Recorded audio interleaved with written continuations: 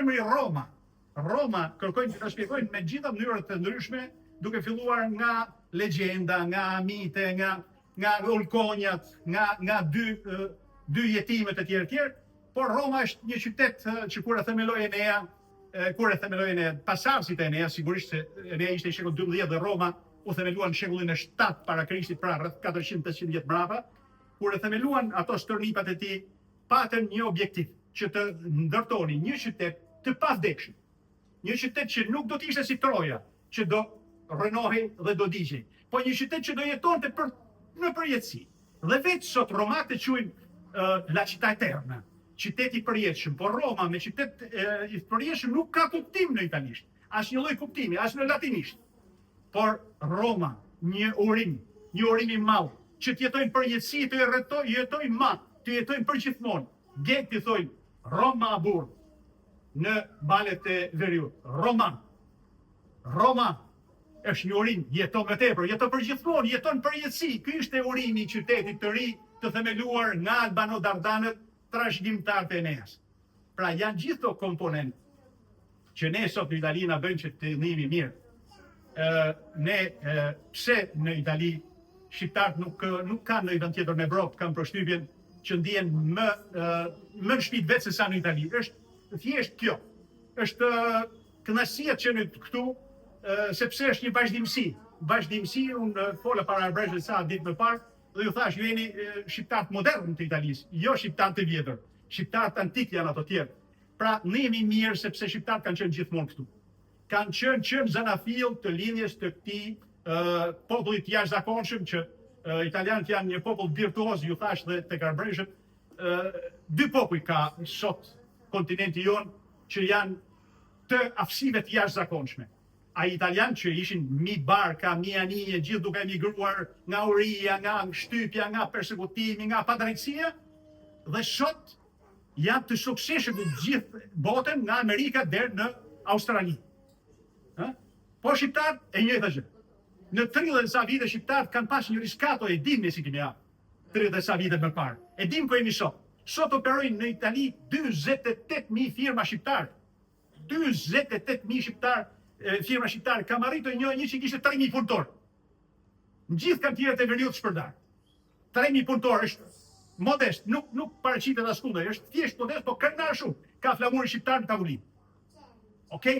3.000 punëtor. Pra imagjinojmë çfarë ka vetëm dy popull kanë këtë virtuozitet. Italianët dhe shqiptarët. Ja pra pse ngjasojnë kaq shumë. Pastaj për ta edhe po shkoj drejt mbylljes sepse nuk do t'ju vëroj më tepër. Kemi njerëzit tanë të famshëm në Itali, që s'mund të rri pa i përmend në mënyrë telegrafike të shpejtë. Njerëz të jashtëzakonshëm që kanë dhënë shumë për këtë vend dhe kanë dhënë shumë për imazhin e Shqipërisë. Si janë, numëroj vetëm disa. 4 papët. E i pestë është Papa Tafani, por po ju them këto që janë në San Caio. San Caio është ai që kishte nip Marinon, që është një eveniment shumë i jashtëzakonshëm këtu. Marino ishte nipi i San Caios, e thirrri nga Dalmacia në fund të shekullit të 3 mas Krishtit, në 280 sa në thirrri në Itali, për të evangelizuar zonën e Romanjës, që është këtu pak më lart. Erdhi ai dhe përfundoi që themeloi dhe një shtet që është sot San Marino. Marinoja ishte një shqiptar dok, një ilir i mirëfill. Ato vazhdojnë të thënë kroat. Kemi polemizuar disa herë me to, por ju kam thënë sa herë që midis Marinos dhe kroatëve janë mes 3 shekuj. Pra në shekullin e 3 kroatët ishin akoma që i kemi edhe miq ne kroatët, sepse janë njerëz që ne kemi raporte të mira me to, por ato e dinë vetë që komponenti kroat ka ardhur, ishin ilirët aty, ishin dalmatët, ishin pra njerëz që flisin gjuhën tonë. Por mbisundoi pastaj elementi kroat dhe ato u slavizuan. Por kanë qenë akoma në Bielorusi. Dhe kjo dihet, është histori. Po ky pap nisi një tjetër emisar drejt veriut për të qytetëruar Anglinë, për të evangelizuar, thonë ai, San Caio, dhe ai ishte Albani. Dhe sot në Angli është afër Londrës, një qytet i jashtëzakonshëm që është St. Alban. Është një shenjtë i cili ai në kohë kur tregon vetë, kjo është pjesë historike, që jetonin akoma nëpër pemë anglezët. Dhe ky shkonte dhe çonte civilizimin, qytetërimin i lirë, qytetërimin mesdhetar e çonte në Angli. dhe themeloi dhe një qytet që sot është qyteti St. Alban, dhe është një katedrale e jashtëzakonshme shumë e bukur, rreth 20-30 km nga Londra është, ku kush ka rastin që shkoj, le të shkojë në St. Alban, se është një qytet shumë i bukur, dhe është i mirëpritur si shqiptar, sepse ato e kanë atë memorin historike, e kujtojnë atë, e kujtojnë. Pra, figurat të tilla, John Francesco Albani, Clementi XI. Clementi XI ishte një shqiptar kaq fisnik, sa që ai arriti që të sensibilizonte opinionin publik në kohë për Skenderbeun, për Gjergj Kastriotin, se po ikte në harres.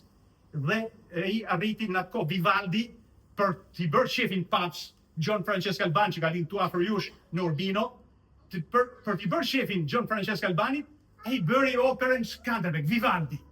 Vivaldi dhe në Teatro La Pergola në Firenze e vuri për herë të parë në skenë. Pra, opera Skanderbeg, Vivaldi bëri opera për të. Pastaj kemi për vepra tjera mallore që bëri Illyricum Sacrum. Illyricum Sacrum është libri i shenjtë që duhet ta kenë çdo shqiptar paktën të kenë mundësinë që të vetë kontakt me të. Është voluminos, por është komplet gjeneza e historisë shqiptare. Iliri shqiptare, Farlati ishte autori që e nisi me autorizim të Klementit të XI, Papës Morgjin shqiptare, flas për vitin 1720, pra rreth 300 vjet përpara, jo 2000 vjet përpara. Figura tjera e dim gjithë pastaj që janë Francesco Crispi, kryeministri i Italisë për 7 vjet. Aq shumë ishte ajo krenaria e tij, ajo orgolli i tij që ishte me orgjin shqiptare, saqë para parlamentit kur ato po vendosin që tërhiqeshin nga Libia për mos të përplasur me gjerman, ai thonë unë do të hyj, do ta çoj ushtrinë etj, edhe shprehin atë frazën e famshme. Non mi ritiro indietro perché sono albanese di sangue e di cuore. Jam shqiptar me gjak dhe zemër, para parlamentit italian. E imagjinojmë se çfarë krenariet, se çfarë bukuriet. Ai shërbes dhe me shumë krenari, shprehet sono albanese di sangue e di cuore. Francesco Crispi, kryeministri i Italisë për 7 vite, mes në fund të shekullit 19, fillim shekullit 20, sa i ka vdek pastaj në 1901, deri në atë kohë, deri 2 vite para ishte kryeministri i Italisë. Ishte krau i djathtë i Garibaldit, organizatori i Spedicione dei Mille, që thonë tonë, Spedicione dei Mille, është ideatori, truri spedicionit, që ka kriju, ka vënë këmbë idenë e Spedicione dei Mille, është Francesco Crispi. Okay? Pra, miku tjetër i tij ishte generale Damis, krau i djathtë ushtarak i Garibaldit. Pra, e bën si tush revolucionin në atë kohë këtu. Sepse ne kemi edhe matë të shprehen që çana duhen ato arvanitës si se bën revolucionin e Greqisë. Nuk është e vërtetë, ato s'bën revolucionin e Greqisë. Është gënjeshtër e madhe, sepse ato s'lufton për Greqi. Ato lufton për tokat e të parëve tyne, për varret e gjyshave tyne. Ato nuk imagjinonin, nuk ishte në projekt një shtet grek. Ishte në projekt që të çliroheshin nga lluna otomane, donin të ishin qafet perandorinë otomane. Dhe ato luftuan me shpirt, me zemër, dhanë gjithçka për të çliruar tokën e të parëve tyne. Sepse ajo ishte toka e parëve tyne, ajo ishte arbëria tyre. Aq sa shteti i parë grek është quajtur në momentin e krijimit ne Albania. Albania re. Pavarësisht se rollën ngjarjet, pavarësisht se si u transformuan ngjarjet, okay? Kryeministri i parë ishte Kapodistria, kryeministri i parë i shtetit grek. Ishte një arvanitas. Pra, gjithë kur luftoi Marko Boçani. Marko Boçani e mësoi greqishten në moshë të rritur. Nuk dinte fare greqishten, e mësoi moshë të rritur dhe bëri bile një fjalor për të ndihmuar shokët e tij se nuk dinin as ato greqisht fare. Bëri një fjalor shqip greqisht dhe është akoma sot. Bëhet fjalori Marko Boçani. Marko Boçani luftoi për sulliotët. Ai në perspektivën e tij donte të shlironte Sulin, të bënte Republikën e Sulit edhe jashtë pra nga tokat e gjyshave, stërgjyshave arbëror otomanit. Atë kishte ëndrrej. Po s'kishte idenë e shtetit grek, nuk ekzistonte, ishte absolutisht as e mencionuar, nuk ishte as e përmendur fare. Kështu ishte puna edhe në Itali në atë kohë. Gjithë këto njerëz që luftuan për të bashkuar Italinë sepse kjo ishte toka tyre. Këtu jetonin, këtu kishin varret e gjyshave. Por kemi pas dhe figura të tilla që kanë provuar për të shkuar për shndruar Shqipërinë. Figura më e madhe që unë e konsideroj në Itali, që nuk e njeh fare historiografia, jo, nuk e përmend fare, është një shqiptar që ka lindur në Shqipëri, ka lindur në Durrës, motra e tij ka lindur në Kanin, tjetra motër e famshme ka lindur në Berat. Dhe babai i tij ishte Gjergj Arianiti. Ky ishte Konstantin Arianiti, ka ardhur 20 vjeç këtu dhe punësimi i parë që ka pas ka qenë 20 vjeç diplomat i parë, ambasador personal i Paps. Ai ka qenë njeriu më i madh që ka pas Italia shqiptar, sepse kur them shqiptar, ka qenë shqiptar i lidhur në Shqipëri, sepse këto tjerë me Krishtin e gjithë janë që kanë ose Konstantin Mortati, që është babai i konstitucionit sotëm italian, Konstantin Mortati, por është lidhur në Itali, figurë e jashtëzakonshme, konstitucionalist i madh me famë botërore, ka bërë konstitucionin në 46, është themeluesi i konstitucionit, Konstantin Mortati, një arbëresh shqiptaro italian. Por kthehemi te Konstantin Arianiti, ishte ai që ishte vicario imperiale in Italia per Massimiliano I, pra vicario imperiale. Ishte me këmbës i perandorit për Itali. Pra imagjinojmë ishte mbret për Itali. Konstantin Arianiti, djali i Gjergj Arianitit, vllai i mbretëresh Donika Arianiti Kastrioti, gruas të Skënderbeut, vllai i një shenjtje që është Shën Angelina. Shën Angelina është një tjetër figurë jashtëzakonshme e cila sot na nderon si figurë e madhe sepse ka qenë një nën Tereza asaj kohe. Okej? Ka jetuar asnjë ditë në Shërbi, ka jetuar, ka ikur, është martuar, ka lindur në Berat. Vajza e Gjergj Arianitit, Angelina, është martuar në Shkodër me princin Stefan Branco, pastaj i vunë një vit mbrapa dhe bën Branković serbët, shumë më vonë. Kanë vazhduar nga pushtimi otoman, janë tërhequr në Friuli, kanë jetuar në Friuli dhe pastaj ka ikur në Hungari, në Vojvodin ka bërë një manastir dhe i ka shërbyer të varfërve, leprozëve, malaritëve, gjithë të smurëve dhe ka vdekur në atë manastir ajo dhe kanë bërë shenjtë pastaj. Po sot e kanë marrë shenjtë serbët thonë në shenjtë Majka Angelina që ato, nëna Angelina. Po fakti që e kanë marrë serbët ne e mohojmë tash. Nuk është e drejtë. Ajo nuk u bë shenjtë për serb. Serbët e morën atë. Por ato janë kanë ta marrë dhe në Terezën, po që se ne nuk e dojmë. Pra ne i braktisim dhe ato i marrin. Ato morën gjithë kishat mesjetare të Kosovës, sepse ne i braktisim, ato i marrin, sepse vlosin atë politikën e bukur të tyre. Anti-shqiptare thellësisht, sepse na e neverisin diçka, kur na e neverisin diçka, ne e lëshojmë atë gjë.